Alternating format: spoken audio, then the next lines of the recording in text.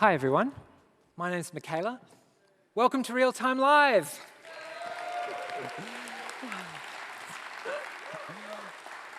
The little drag and drop exercise that we run here every year, where people just wander in, press a button, and it all happens magically, is not what we're doing today. This is the show within a show where we celebrate the art of the live demo. And it's ever more important for that human experience of being able to present your work in the moment. If you've been to the demo scene section of the expo, you know all about the constraints of using particular tech and having memory constraints and the like. Today, the only constraint is time and the ability to pull off a kick-ass demo in 8 minutes. I'm really pleased to be able to MC the show today from my neighborhood. And for the first time, we're able to share this with the world. So if you've got friends and colleagues who couldn't get here today, please let them know that they can join along in the fun right now. This is the ACM SIGGRAPH account on Twitch. I'd like to acknowledge that we're on the land of the Gadigal people of the Eora Nation and pay my respects to elders past, present, and emerging. This is and always will be Aboriginal land. Now, we've got 8 teams for you this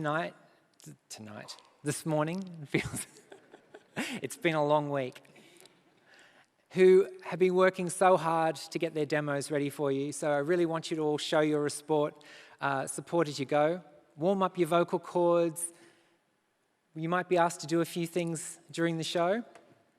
And most importantly, tomorrow, if you've got questions, you've got an opportunity at lunchtime, 1:15, to come and share. This is an experience like nothing else for the teams on stage. I remember when I showed up to my first SIGGRAPH, having no idea what the thing was back in 2001. I knew there were rules, you've got to keep to time and follow a few code of conduct things, but I didn't expect Nerf guns to be fired at you if you went over time. Now, in these unruly times, I thought that was highly inappropriate for us to be doing that today, but we will be bringing out the big guns if people do run over their allocated time. We're going to use cute Australian baby animals. So we will cut away from their video if the teams get too carried away. But you probably won't see these. You'll have to go out across this country and find them for yourselves. So, the amazing jury that have worked with me over the last year to put the call out, to do the review process, some wonderful individuals. Part of the joy of presenting it and being part of the real-time experience is to share your work with the international community. So I'm really proud of the hard-working jury that has worked so hard behind the scenes and around the world. Some of them are here today to help with the judging. And also my amazing production team who've been working tirelessly this last week and earlier to put together this slightly non-trivial systems on stage. So if you haven't met these folks, do make sure you do. You will have a chance to vote for the People's Choice. So this code will appear at the end of the presentations as well. So be ready for that. We have 2 prizes. We have the People's Choice and the Best in Show awards for today. Without any further ado, let's get going. And first up, we have Virtual Songlines Warane, Brett Levy from Bilby XR Labs. All set? Yep. Hey. Yama. My name's Brett Levy, and it's wonderful to be here at SIGGRAPH. I want to say it's amazing to be with these incredible brightest minds in this computer graphics industry and seeing how we can take a lead from them to respect and honour the traditional owners of this land. What you're seeing on the screen is a map, a type of Google map, but it's not Google Map. It's a map of First Nations groups across the country that we've got designed, and it respects every one of those tribes across the country. And in a sense, it also acknowledges every one of those tribes. So when you say a thing like respecting the elders past and present, I want to really give depth to that, real context to that. And computer graphics, which is my love, gives me that ammunition to do that. And this is the work that I'm representing to you. I want to just pause on those skulls that you're seeing there, and I think it's important to mention that this country was hard fought over. And these represent all the massacres that occurred, 440 that we've got so far. That says something about that keen spiritual connection that we want to respect there. But having said that, this is still something to celebrate in terms of our connection to country, this type of work. I started this first presentation in VSMM in 1998 in Gifu Prefecture in Japan, and I showcased a project called Cyber Dreaming. And that work was came after I did some initial work on the National Indigenous Radio Service, the National Indigenous TV Service, and that being the voice of our people, trying to use the media to fight fire with fire to tell their stories. Now, the next step is moving into the new media technologies and how that could go. So I followed the vision of all those people that I've met, talking about how to create cultural content that is critical to communicating connection to country. Now that's where I jump on the shoulders of giants, people who do motion capture, people who do audio production. You're going to hear these things today, and that's important, how they do their smarts, and then we use that to tell better stories. It's so inspiring to me and to the people that back my work. I use an example of my hat that's sitting on here with 50,000 fishes on it. In 1790, the first fleeters took 50,000 fish out of the Sydney Harbour, just out here, just out where you're looking. Remember that? So people before that. Then they wondered why they couldn't do it the next day. We're talking about First Nations people being sustainable users of the land and being here for millennia. How do you represent that? I think we can do that through an Indigiverse. That's a subset of the metaverse or a multiverse. You've heard that word. How are we going to do it? We need this creative vision that's coming out of this conference to do that work for that content. And it doesn't have to happen here. It can be in any culture of the world, doing their connection to country in their own way, and then giving that a chance for people to digest. I generally do a welcome to country. This is a bit of work. This 6 people here were all motion captured in QUT's labs, in their motion capture lab. Each one of those were on 3 separate days, and the 3 different groups, there's 2. I'm actually in there as well, by the way. Didn't get on, don't get on, but they all did the same dance. And you can tell me how they choreographed them. And then you can choose which one's me, because I'm actually in this. I didn't wear a lap though. I actually had a motion capture suit that I think a lovely lady at the front there is going to show you later. Here you go.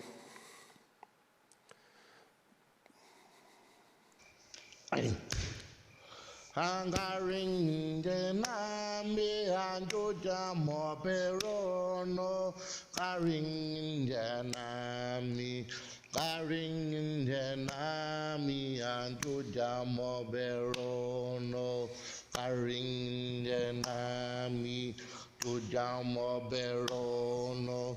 Karing Janami and Jojamo Perono, Kayan Mang Marangai, Kayan Mang Marangai, Jakun Ganyungu, Kayan Mang Marangai, Jakun Ganyungu, Kayan Mang Marangai, Jakun Ganyungu, Karing Janami. Karing Janami, Jojamo Perono, Karing Janami, Jojamo Perono. That dance was actually performed of that type of dance at Farm Cove in 1792, I think, witnessed by Dawes. And Dawes was able to go there because he was taken there by a woman by the name of Pada Garang. If anybody knows the history of Sydney, that's a story there that could be told as well. And hopefully if we get the right chance there, we can do some work there, creating all those, I suppose, fierce, competitive, connected in a country people there using metahumans and Unreal Engine 5.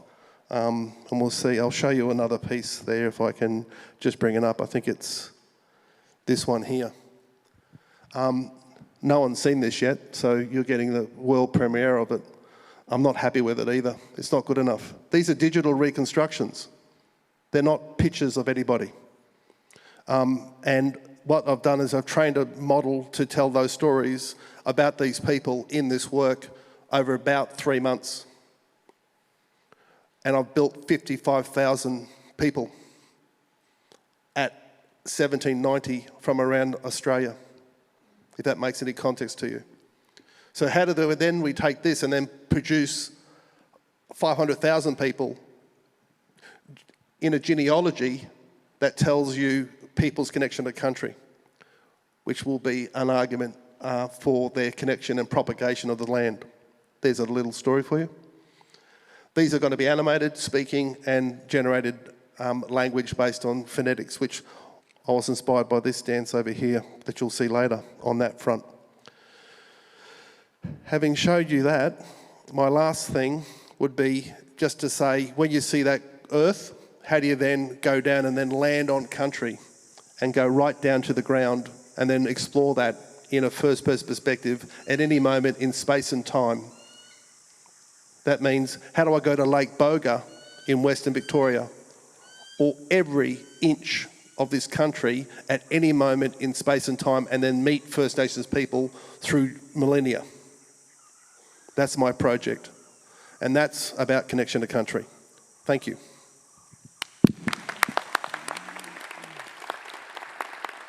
Thank you, Brett.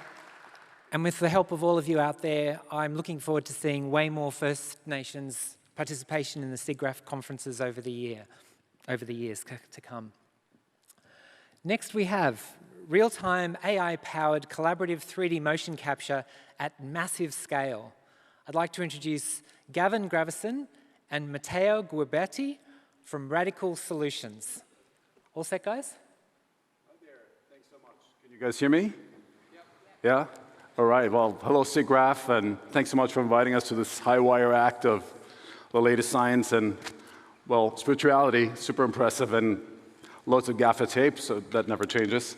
My name is Gavin Gravison. I'm the CEO and co-founder of Radical. With me today is Matteo Guiberti over there. He's our CTO and co-founder. And I'm here today to talk about the Radical platform, which essentially has two key feature sets. One is animation, the other is design. As for animation, very quickly, we're all about AI-powered 3D motion capture enabled by nothing other than a single consumer-grade camera. And today, I'm going to show you the real-time multiplayer implementation of that. Second, as for design, we're going to show you Radical Canvas. It's only been released very recently, and it's our bid to radically democratize end-to-end 3D content creation collaboratively in the browser. So I think just an upfront note, everything you're about to see, it's just so important to us that you know that everything you're about to see, you can do yourself in real time on your device right now, as long as it's connected to the internet.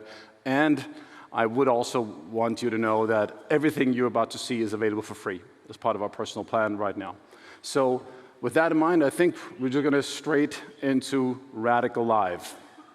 Let me set this up for you. Right now, you see me in T-pose. I will be animating this character in just a moment.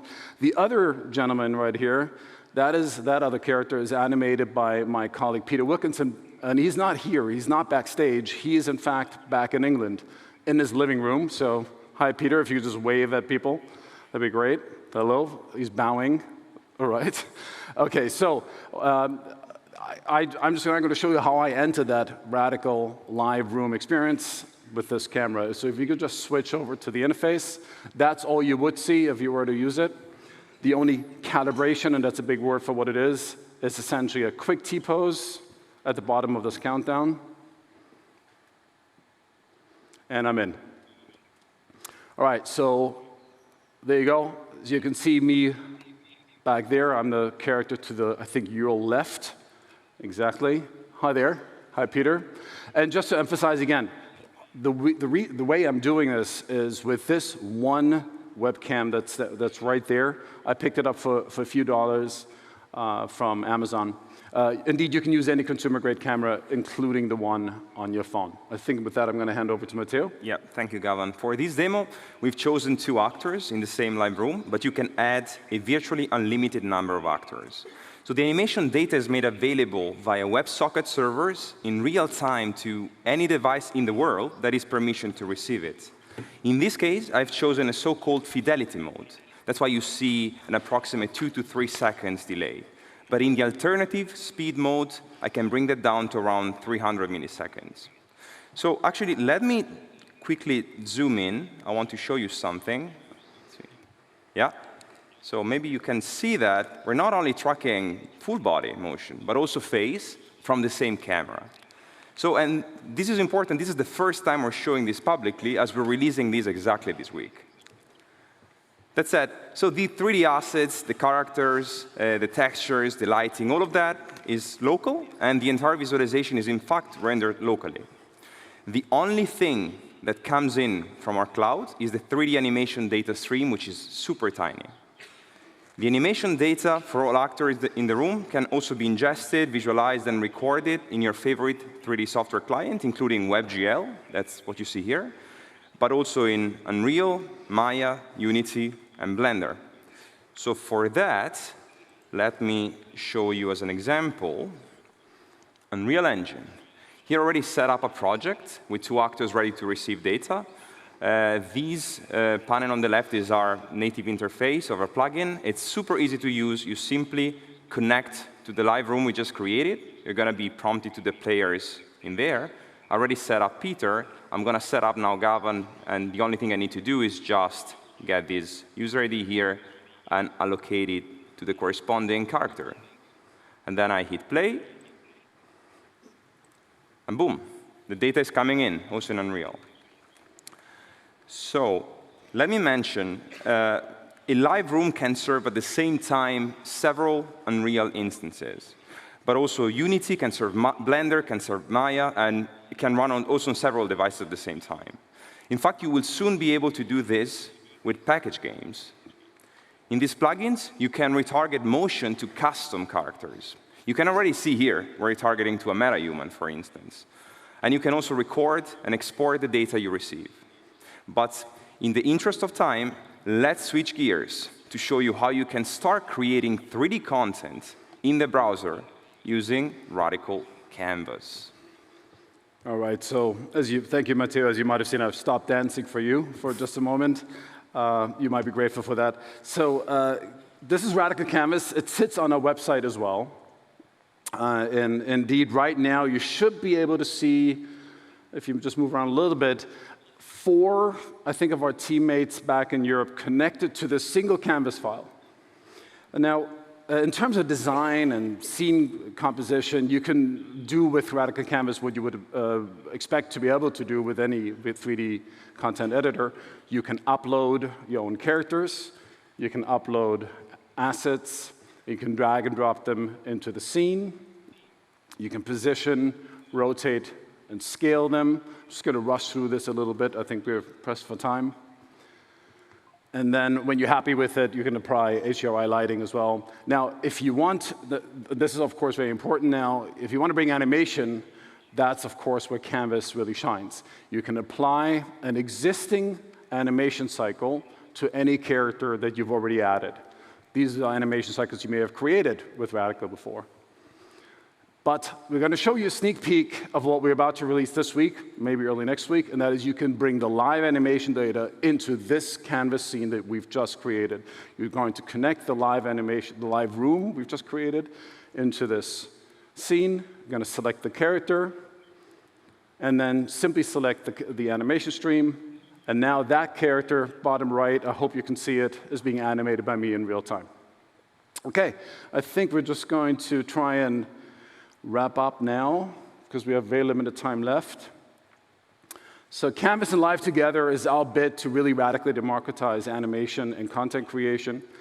I hope that you were able to see that this is not just 2 or 20 or 200 people, indeed, that can do this at the same time. You can do this with hundreds, thousands, and aspirationally millions of people all at the same time. I hope you head on over to radicamotion.com, give it a wiggle. We love feedback. It's all available for free. Thank you so much for today. Thanks, guys. Anything that cuts down on lugging all that gear, amazing. All right, so from a live link up to colleagues back in London, we now cut to a team from Estonia. We have Ready Player Me, geometry-aware texturing for 3D avatars content creation. On stage, we have Eugenia Chiskidova, Serjan Artunidas, and their colleagues Alexander Agyanadi, Daniel Ratia, and Oleg Hag. Folks, you ready to go? Yes. Yes. Let's do it. Thank you so much. Hello, everybody. My name is Serjan Altundaş. I'm Senior Software Engineer and Developer Advocate at Ready Player Me. And I'm Eugenia Cheskidova, and I'm a Machine Learning Engineer and R&D Team Lead. We are representing Ready Player Me, a cross-platform avatar company that helps developers integrate and utilize avatars in their games and applications. Today, we are excited to demonstrate our demo, geometry-aware texturing. It is available on web, and you can try to use it after our presentation. We use this technology for creating custom content, user-generated content, and as a tool for artists to get inspired while they create custom outfits. All right, let's get into it. So in the demo, you can see we have a 3D viewer, we have a default avatar in the center, and on the right side, we have a texture viewer and text and image prompt area. And we can drag and drop some 3D outfits that complies with Ready Player Me's guidelines for outfit creation, and that will snap onto the avatar and just work. Let's just start with the first item. It's a simple white T-shirt, and we would like to generate the texture for it from text prompt. All right, so I'm a metal music fan. I really like black metal T-shirts, so I'll try to generate something for that. I will just enter black metal band, and let's see what it generates.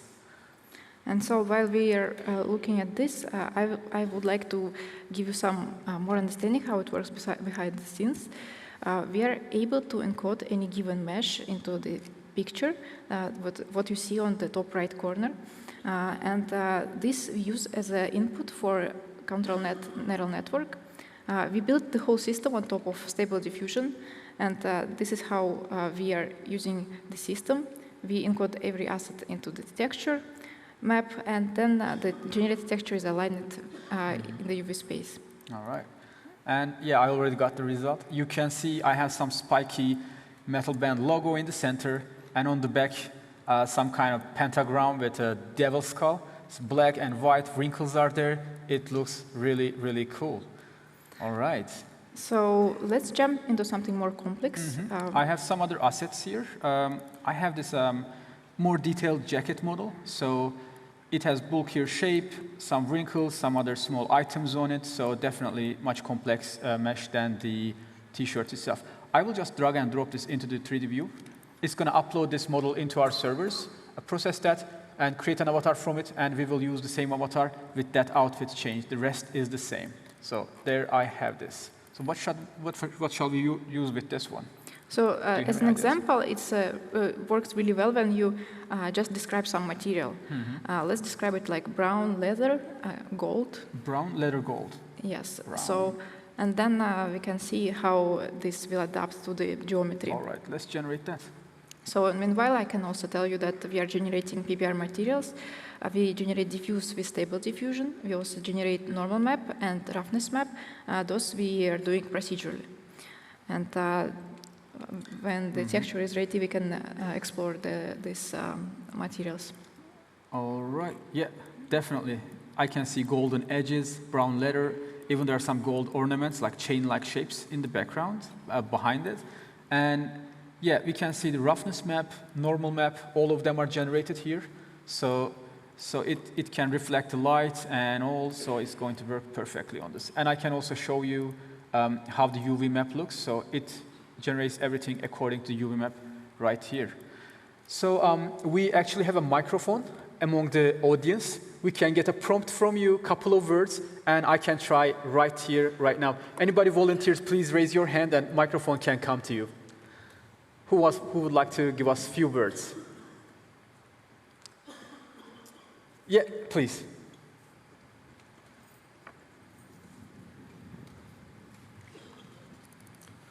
How about denim with roses? Denim with roses.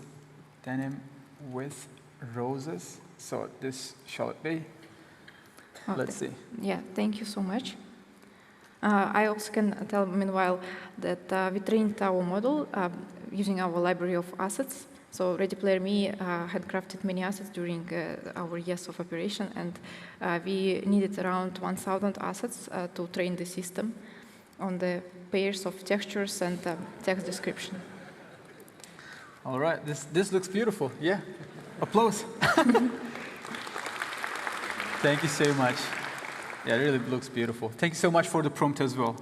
Yeah, so, but the prompt is, it might, sometimes it works, sometimes it doesn't.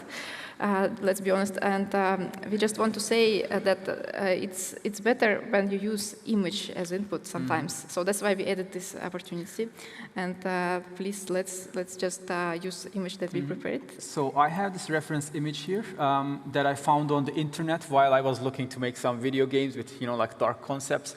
So there's this red plants, blue light, and dark stone-like structures in it. I really like this. I'm going to use this as the reference for creating an outfit. So I just picked the image. I'll click on Generate again, and let's transfer the style. All right, and again, give you more insight. Since it's all built on top of stable diffusion ecosystem, every new update that is happening, we can just use to improve the system and improve the speed and quality and everything. And it also can be trained on other assets, not just clothing assets. It might be used for like shields and knives or any other assets that you use in the games. All right, yeah, I can see the wrinkles are here, the red, blue, and dark colors are completely transferred onto this. Yeah, some shapes are quite random, but this is a great base for your artist to start working and, adding the details and cleaning some parts. We are planning to improve the system even more, and let's see where we can take it. Yes, and this concludes our demo, geometry-aware texturing. Thank you so much for your attention. So you can actually go to our website, and you can download sample assets. We provided some links here that we used, and you can also follow our guidelines to create new assets that are compatible with the system, and use this demo to retexture it. Thank you so much. Yeah, thank you so much for listening.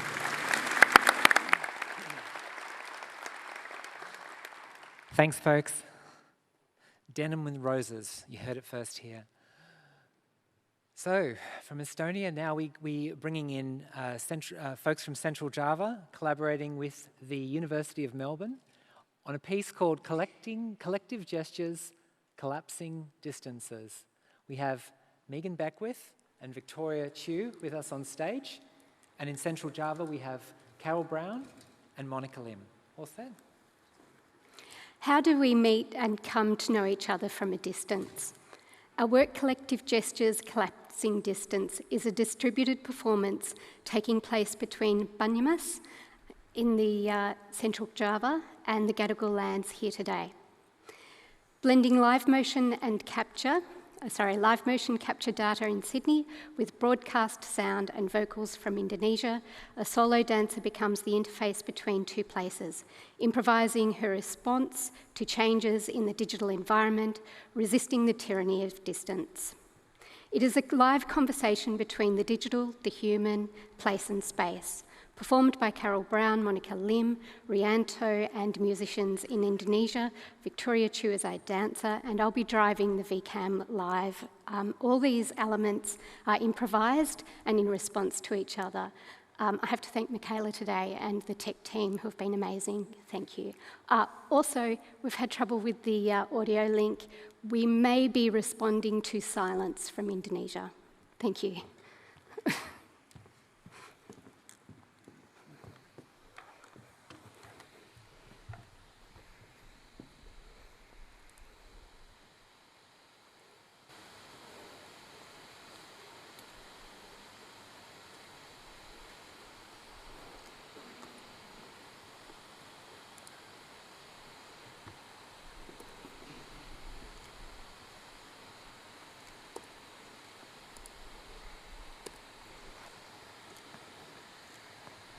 unfurling velvet sinews,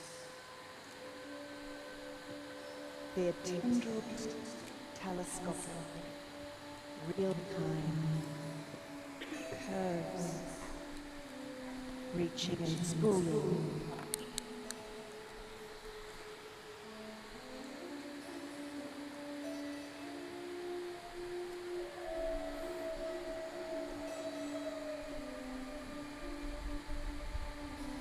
Many tongues dance.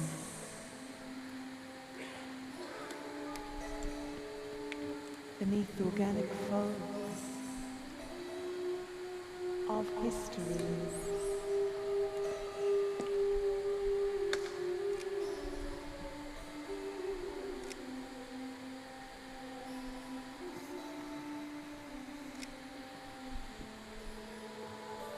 You are rippling through volumes, scoping potential in unfurling spaces, scaling microtones of gestures,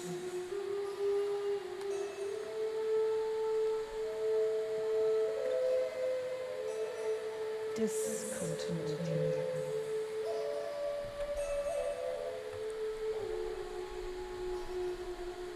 Between one place and another,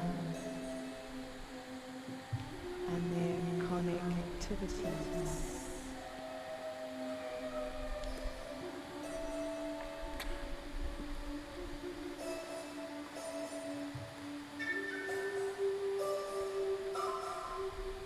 Stretching inwards, their architectural bodies unravel.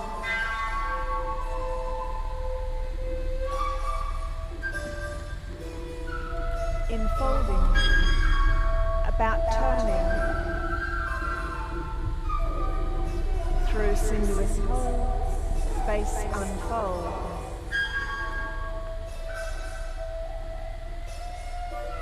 Their dangling limbs fall through the sky.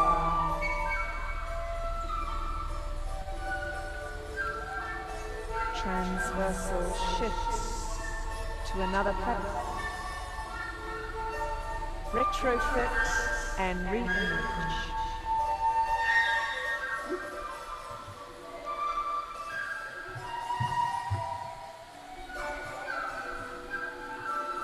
Kinespheres becoming hemispheres, opening to the lung of the stratosphere. Urgent times.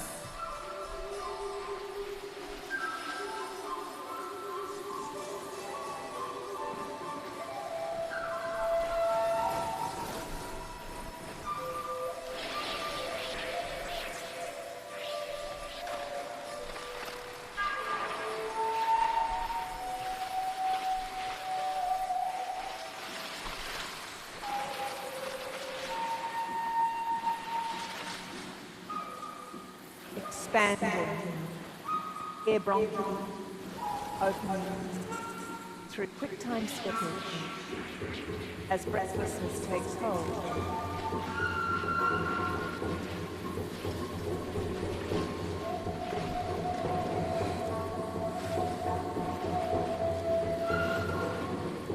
Their visceral rendering filtered through times, twitching and turning.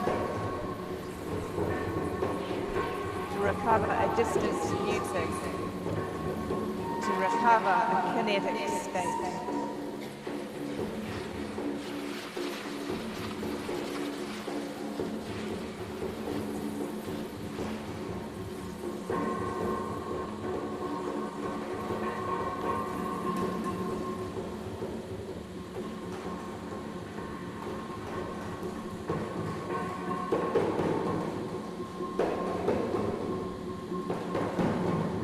Critique world, immersion of overlay, understories.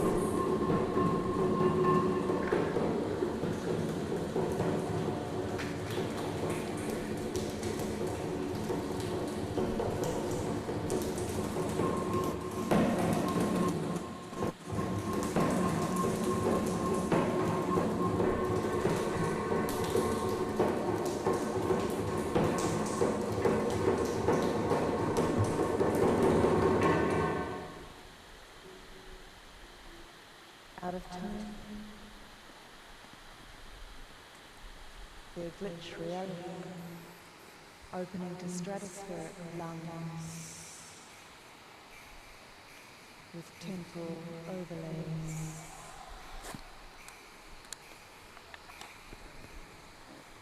Recoiling from now.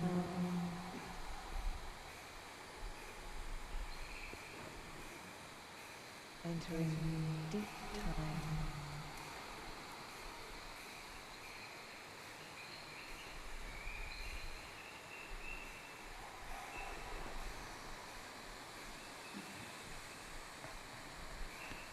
Stratospheric stillness.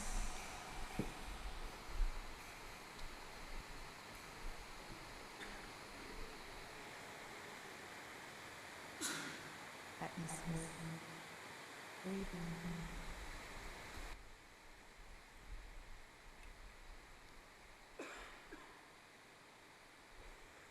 Thank you.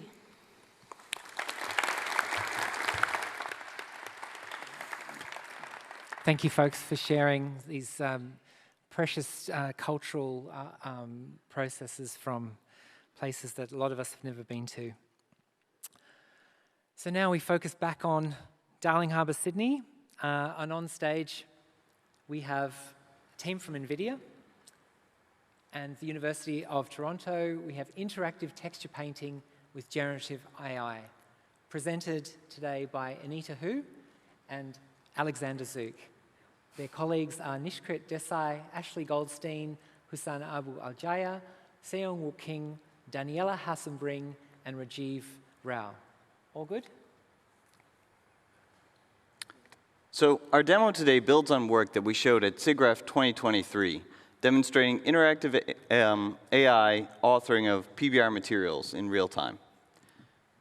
From a simple text prompt, users are able to guide the system to generate seamlessly tiling textures, including normals, roughness, and ambient occlusions.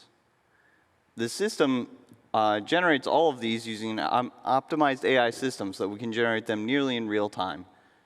In addition, we also gave greater control to creators by enabling them to make locally guided edits using the AI. For example, adding some rocks to this grass texture. Unfortunately, tiling textures are great, but can get kind of repetitive pretty quickly. I really wish that we could do authoring directly in 3D. Well, with our AI texture painter, you can. Let me show you how in our NVIDIA Omniverse extension. So first, I will select the mesh that I want to paint on, and then initialize it for painting. Then, I will open up my sample image. So from this rock texture image that we have here, we can initialize a texture brush that's powered by AI. And this will allow me to paint a path directly on the grass. Nice. So that's a pretty cool stone path you're painting. I want to get a little zoom in on it and get some more detail. Sure. Awesome. So I know you're painting that stone path texture, but it's not actually the same texture each time. How does that happen? Well, AI is generating every patch of the brushstroke as I am painting. And this happens because inference is accelerated by tensor cores in NVIDIA GPUs, so we can paint in real time. Great. So suppose instead I wanted to add some pebbles, but we don't have a sample image for that. How can we deal with that? Right. In that case, we can generate one with text-to-image AI. For example, using this text prompt I have here. All right, how do these rocks look?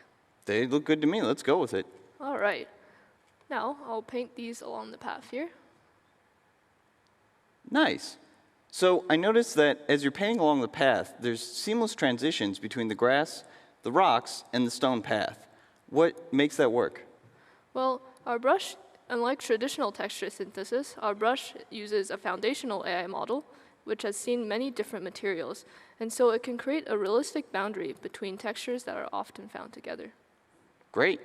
So this has been fun, but we're kind of painting on an easy surface. Why don't we work on some more interesting 3D geometry? All right. How about this stone pagoda over here? I like it, but it does look really new for a stone pagoda. It doesn't really match the rest. Could we add some moss to it? Sure. I have the perfect image for that. All right. Let me paint some moss on the seams here. Great. So I noticed you're painting along the seams of the texture instead of flat 3D surface, but there's not really any artifacts. What's going on there? Well, our brush operates in the local render space, which is tangent to the mesh surface instead of texture image space. And using NVIDIA's Kowloon library for 3D deep learning, we can back project the generated patches into texture image space using rasterization and texture mapping. Awesome. So this has been fun so far, but I was looking at that house, and it made me think, you know, this really ought to be a gingerbread house instead. You want to, like, take it and let's get rid of this roof and instead paint it with some delicious desserts? Yeah, that sounds like a great idea. So using our tool, we can texture this mesh completely from scratch. How about we start with some hazelnut chocolate? Oh, absolutely. I love chocolate. All right. You start painting on the top here. Oh, sweet. That really does look like chocolate, but at this rate, we're not going to make the real-time live time limit. Yeah, that's a good point. All right, let me increase the brush size so we can cover more area. Let's try that again. All right, now we're painting with chocolate. This is great. But this is going to get really heavy, so let's lighten it up a little bit. Maybe add some, like, frosted cookies? Yeah, that sounds like fun. All right, let me get these cookies and swirl it around the chocolate like here. Fantastic. That looks great. I noticed, though, that the brush strokes are actually staying aligned with the way that you're painting. That's really handy. But, you know, looking at all of this, it's getting, like, really dark colors. But let's sprinkle it up and give it a little more life. Yeah. How about we generate some rainbow gummies with text image AI? And, all right. Let me paint these in the gaps here and make it colorful. Nice. The transitions there are really smooth. They really blend together in a realistic way, at least as realistic as candy gets. Honestly, though, it's kind of almost too realistic. I'm getting a little hungry here. Yeah, me too. All right. Well, here we've showed the first use case of AI for real-time texture painting directly on the surface of 3D objects. We see this as a first step toward enabling artists to unleash their creativity through tools that are powered with AI in a fully interactive fashion. Thanks.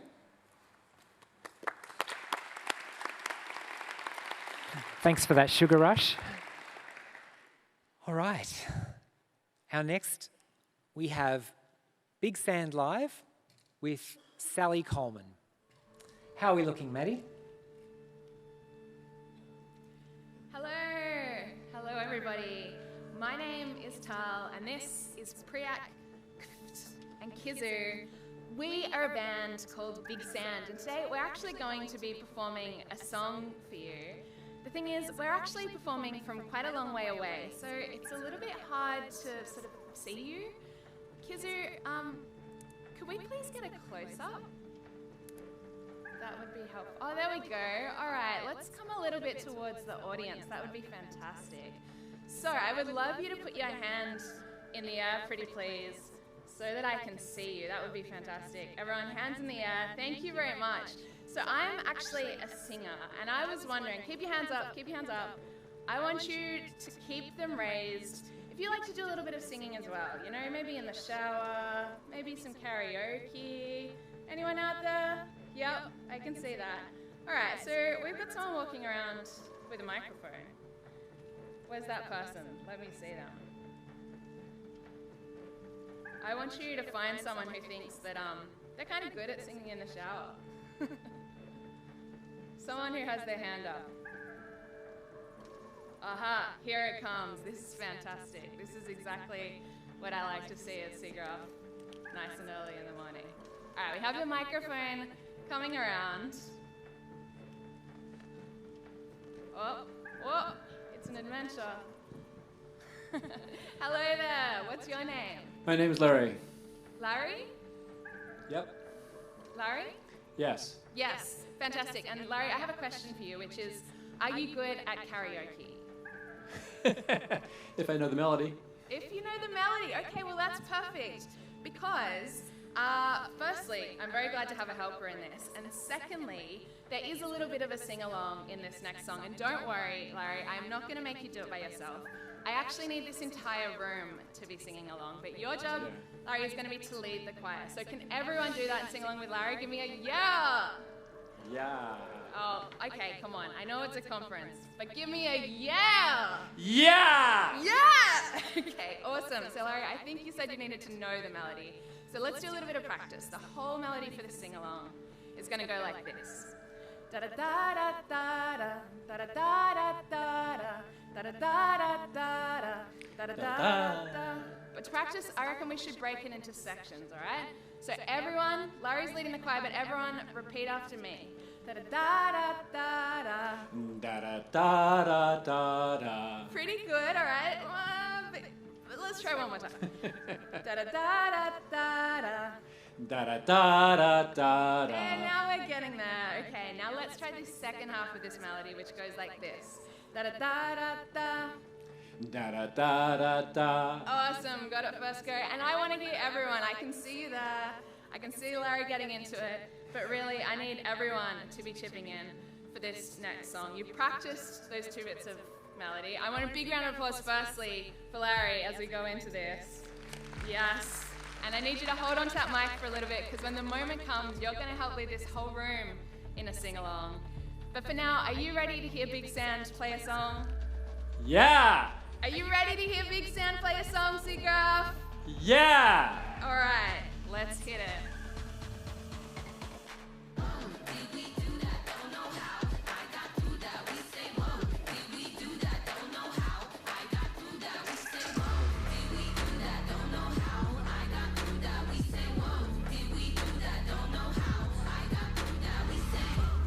All right, Larry, I hope you remember that little melody that we practiced, because now we're going to put it with some words, all right?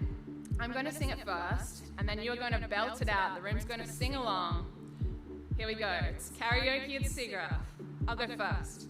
And the fire rises. And the fire rises. And I'm glad that I get to be here with you. All right, Larry, take it away.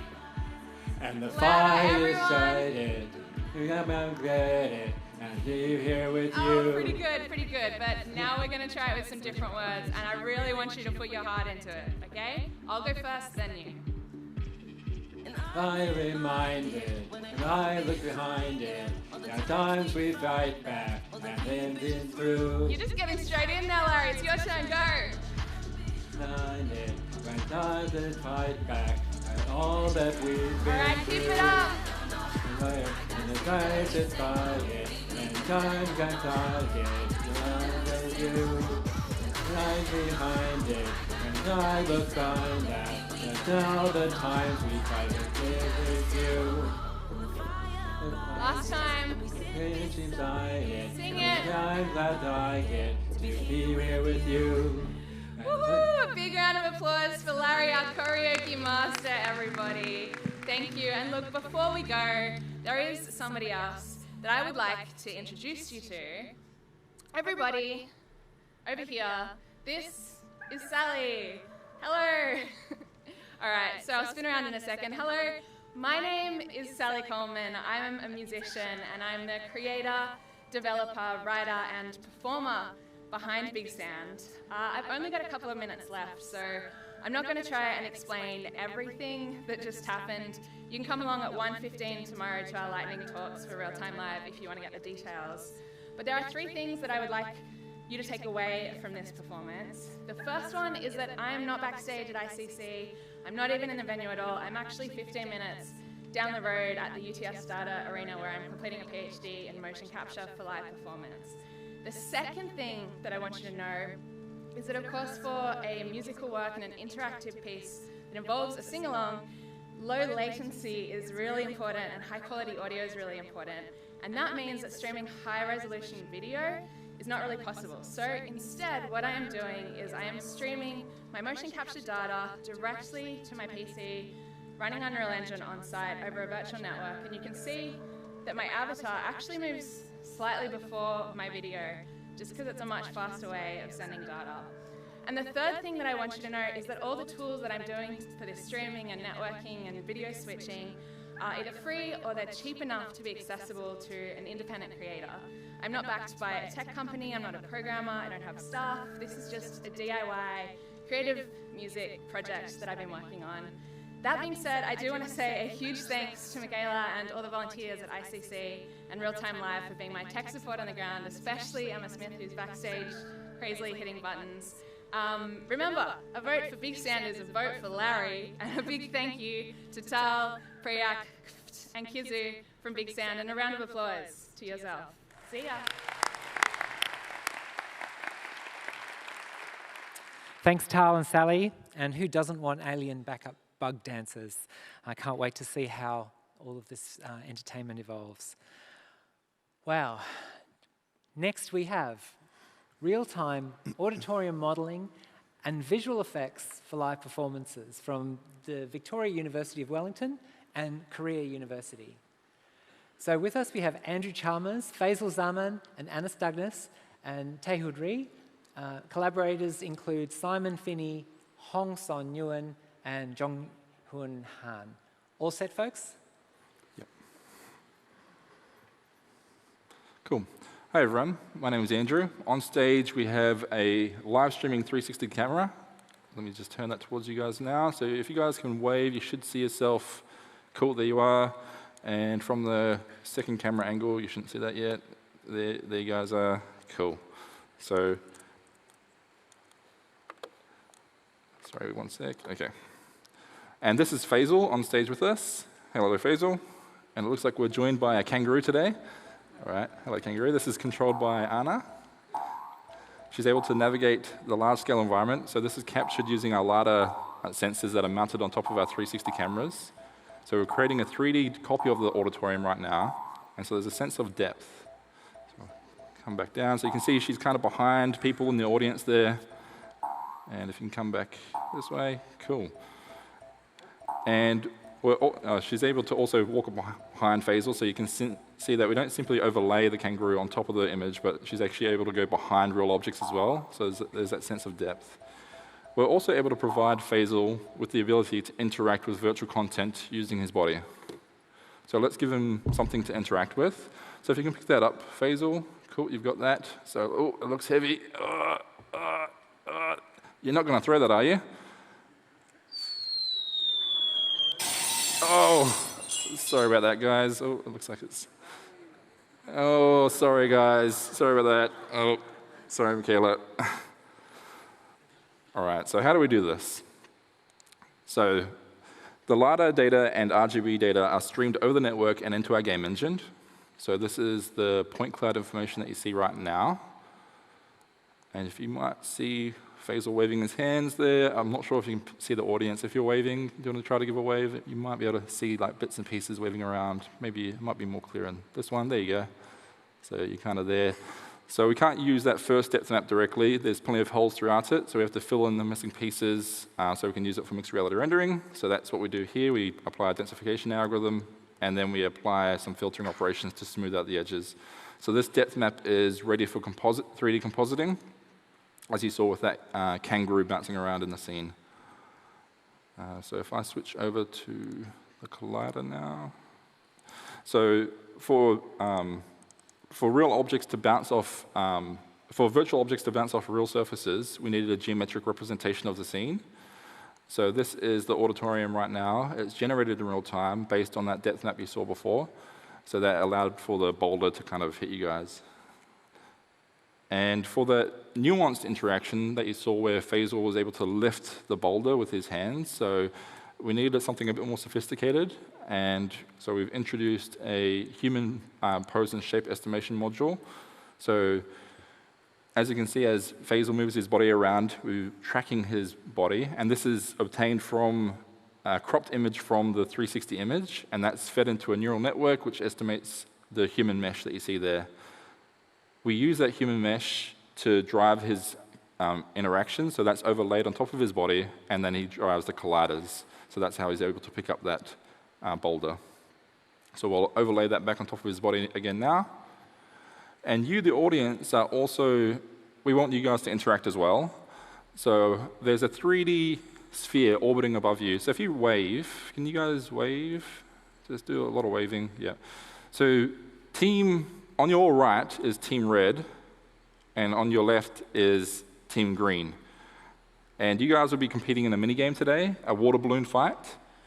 Looks like there's some guys here helping you out, which is good. Team Green. And so when Faisal's going to be shooting water balloons out to you guys, and then you're going to be trying to fill those water balloons up, and then it's going to throw it at the other team, and we'll see who can win. So Faisal will equip you with a ring of power. We are from New Zealand, but this is not one of those Lord of the Rings. It just shoots water balloons. That's all it does. So Faisal, if you can aim up high and just launch some water balloons. Excellent. So we'll start the game now. So as you guys wave, it'll fill up the water balloons. Let me just tune that parameter to speed it up a bit. Well, it looks like Team Red is winning.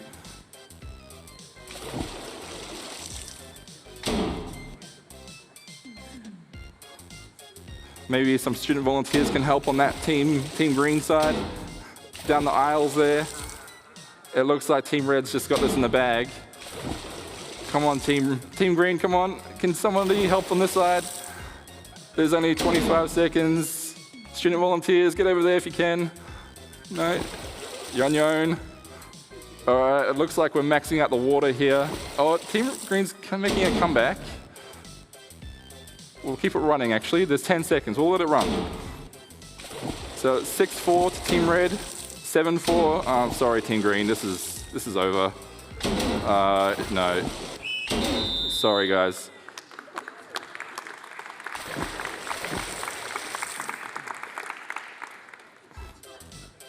If you guys actually clap again and wave your hands, you're actually going to emit fireworks now. So congratulations to Team Red. Team Red, you guys won, so congratulations.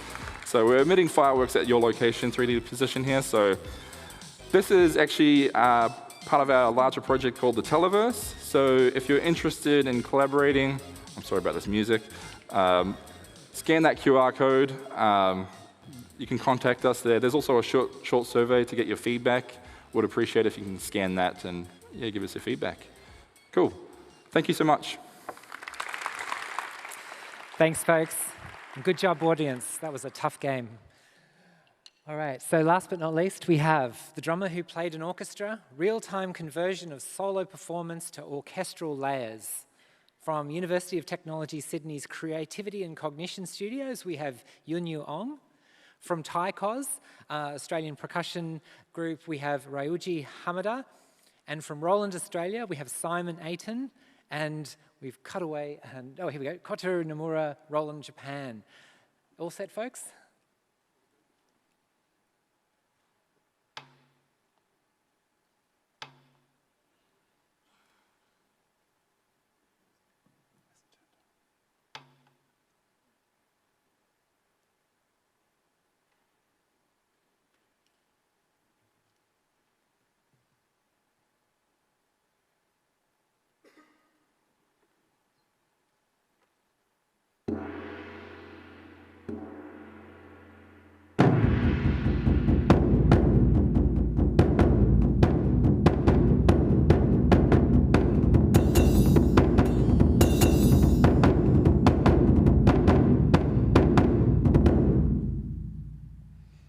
Good morning, everyone. I'm Simon from Roland, and that was Ruji playing our instrument called the Taiko 1.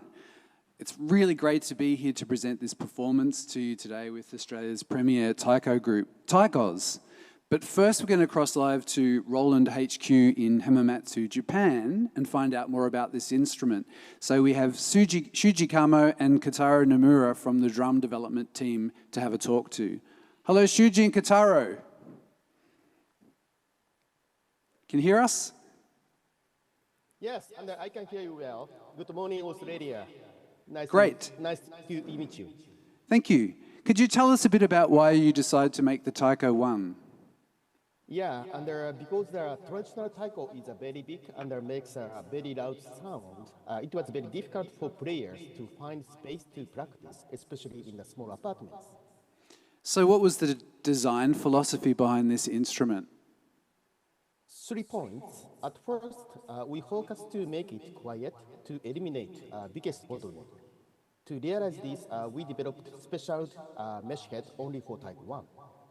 Second, it should be as responsive as traditional taiko drums. In addition, Taiko 1 is an electronic product, so we prepared different sounds to stimulate the creativity of players. Third, we modeled Taiko 1 after a type of taiko called the Okedo daiko, so it's portable. As you can see, there are 2 striking surfaces connected by 8 metal rods. This reduces the weight and let us disassemble the Taiko 1. So now you can play it as 2 small taiko drums. Ruji, could you demonstrate the soft to loud dynamics of it for us, please? So you can tailor the sensitivity to suit your playing too. Yeah. So it must make lots of taiko players very happy. Yeah, exactly. We had many voices from all over the world, as you can see on my back screen. Some players have utilized the Taiko 1 more effectively than we expected. Australian taiko group Taikos and the composer Yun Yu are one of the good examples. We are very happy to become part of this project. Great. Well, let's welcome Taiko's performer Ruji Himada and composer Yun Yu here. And in this piece, listen out for cats, thunder, and lots of musical drumming.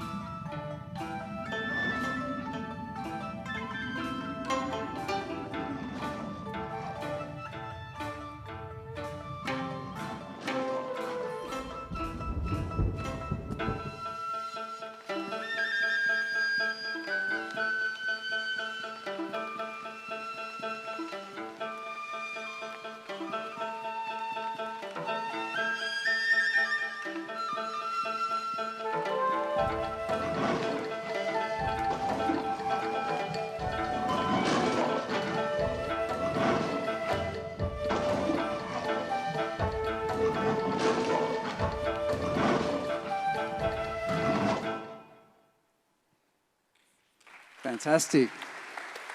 So there's not just drums in that, there's actually a whole orchestra. I mean, lots of things happening. So how did you actually do that? A creative application of game audio concepts, sample design strategies with, I promise you, minimal programming for those who want to get started. So starting at the beginning, we know that traditional taiko makes 2 sounds. So on the pad, it sounds like. On the rim, it sounds like. But you're playing melodies and lots of other things there, so what's happening there? Yeah, so I'm using Bluetooth on Taiko 1, and it's mapped to intensity, so it's sending me a lot of messages about how Ryuji is playing. So for example, on this setting, hard hit sounds like this. And a soft hit sounds like this. So given this logic, I can map as many pitches as I want, all over in the middle of the velocities. So the piece is designed to change all the way through. Yeah. Yes, so it's reacting to Ryuji, there's reactive dynamics, all that sort of thing. Amazing. Yeah, it's so cool. So he's actually in full control of the orchestra, really. Yes, yeah. So there's a few sets, of course, I've designed. So Ryuji especially loves the sets that are designed to give him the highest degree of control and reacts to his playing. So here's when he can really feel like a rain god as per the piece. So for example, in this setting, he loves the sets, the first single hit brings up a series of raindrops. And then, in theory, you should. So And then there will be thunder with different attacks as they build up into drums. So he's hitting it slowly now. So listen to all the instruments responding back and reacting to him as well. So I'm going to get him to speed up and listen to how everybody else speeds up with him as well.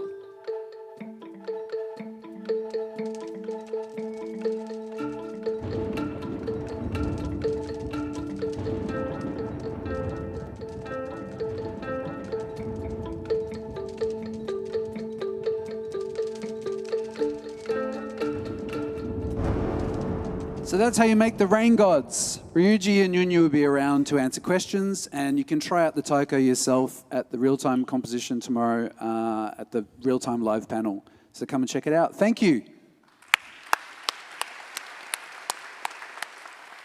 Give a big hand for our 8 teams.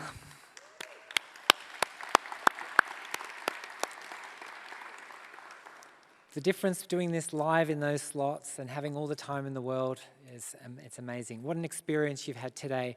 So now we get to do 2 votes. So the judges are going to make their deliberations, and you out there get to choose for the people's choice. So we'll just give you a few minutes. And once again, if you've got any questions, 1:15 to 2:15 tomorrow, we're going to have a lightning talk by each of the teams, just basically 1 minute to remind you who they are. And then the idea is that you've got the bulk of the hour to walk around a room. Each team will have a section of the room, and you can go and ask all of the deep questions, and some of them may even have some more demos for you.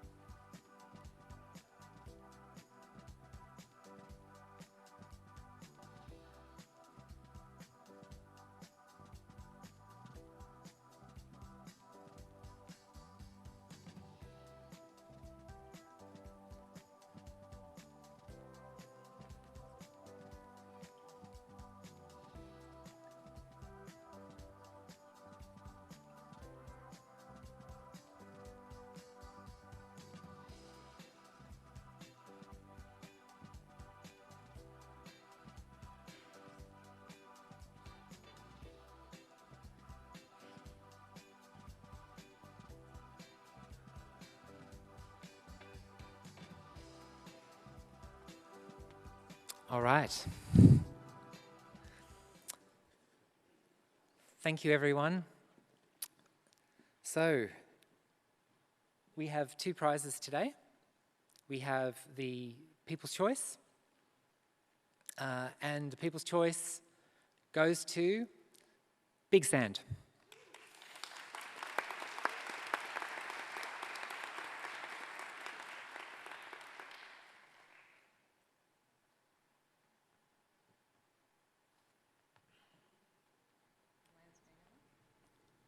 Now, Sally is not here today.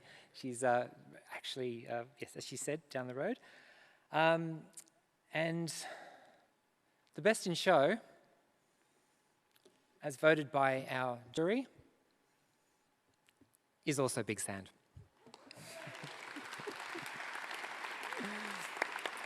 So I have the awkward position of not having anyone to hand the awards to.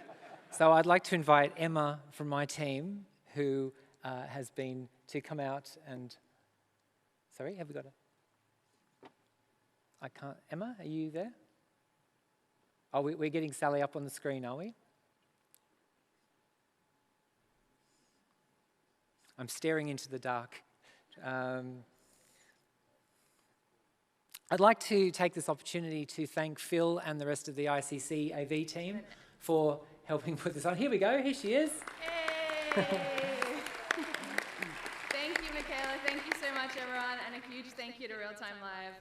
I'm going to steal your thunder, Michaela, a little bit and just say, like, so much work has gone into this show. And so much of it is from incredible volunteers. So I would also like to give a big round of applause to Michaela, the Real Time Live team, all the volunteers who have put so many days and months and hours of their life into this show. Big thank you. And thanks as well to all the contestants. I really want to come and properly meet everyone in real life. But I'll hand back to you, Michaela. Thank you so much. So yes, I was just saying thank you so much for the ICC AV team. This is a non-standard gig probably for them. They've done a great job. And also a shout out to Steve from ARNet. We've had an upgrade to the ICC network capabilities for this week, which we've taken full advantage of. Hope you enjoy the rest of your SIGGRAPH Asia, and we'll see you in Tokyo for Real Time Live SIGGRAPH Asia 2024. Thanks a lot.